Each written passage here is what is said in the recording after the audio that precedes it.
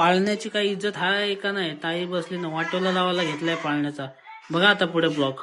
तर hello guys, स्वागत आहे आपल्या मिनी ब्लॉग मध्ये. तर आपला ब्लॉग आज रिक्षामधून स्टार्ट झालेला आहे. तर मला आज अचानक बापाचं दर्शन म्हणजे बापाचा बुलावा आलेला की तू ये माझ्या इथं आणि माझं दर्शन घे. आणि आयुष्यातलं पहिलं दर्शन झालेलं आहे माझं सिद्धिविनायकला. मी आयुष्यात कधी गेलेलो होतो, तर आज माझं दर्शन झालंय.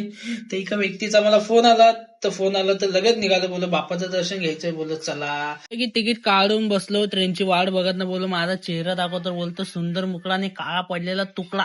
एवढा भारी दिसते ना, एवढा भारी गाईस.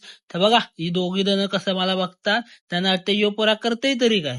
आलो ट्रेन मध्ये आणि काकू होते बाजूला उभी ना. काकूला पाहिजे होता फेम, बोलते मला घे ब्लॉग मध्ये ना तर जीव घेईन तुझा.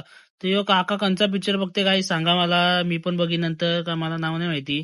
आर्मीचा पिक्चर आहे असं. आता तुम्ही विचार करत असाल तर ही 50ची नोट का दाखवते, कारण काय माहिती का, मी स्टेशनवर येत होतो, दादरला पोहोचलेलो, तर एका काकाने ती 50ची नोट दिली. का दिली का, मी त्यांना म्हणजे येताना मला लोकेशन माहिती नव्हतं, म्हणजे टॅक्सी कुठून पकडतात मंदिरची इथं जायला.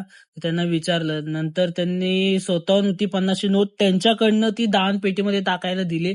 मी सिद्धिविनायक मंदिरात जात होतो म्हणून त्या काकानी नोट दिली. तर आता ती नोट आपण सिद्धिविनायक मंदिरामध्ये जाऊन दान पेटीमध्ये टाकूया आणि काकांची जी काही इच्छा असू दे ती पूर्ण होऊ दे.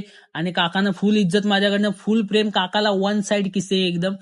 चला आणि आता मंदिराची इथं जाऊया. आणि आपली माणसं कुठे आहेत, सगळ्यात पहिले तर माणसं कुठे आहेत ती बघूया. आपली अशा प्रकारे माणसं भेटलेली आहेत, तर नखरे करते बघा किती. ती गरीबाची माधुरी दीक्षित बघा. बघा बघा हिला बघा. मस्त की आपण प्रवेशद्वारची इथं पोहोचलो नाही. आपली गँग बघा, म्हणजे आम्ही 4 जण होतो, बाकीचे मागून येत होते. गाईस इथं सिवलेस अलाउड नाही आहे. तर नशीब भाऊच्या बॅगेमध्ये शर्ट होता, मग तो तिला तुम्ही येऊ नका आणि ही चुकी करू नका. तसंच मग पास घ्यायला गेलो, पास घेतला आणि लगेच निघालो बापाचं दर्शन घ्यायला, कारण आपल्याला थांबता येणार नव्हतं, गर्दी खूप होती. आणि डायरेक्ट पास घेतला आणि आतमध्ये गेलो. तर हिच्या बापाची ओळख होती म्हणून आतमध्ये जाता आलं लवकर.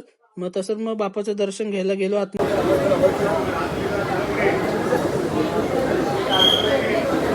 तर तसं पोचलो वाशीला. आणि बाजूला बघा कोण आहे, आमचा रांगडागडे बघा, रांगडागडे. तसंच मग आपल्या मित्राचा बर्थडे होता, तर बर्थडे करून घेतला लगेच.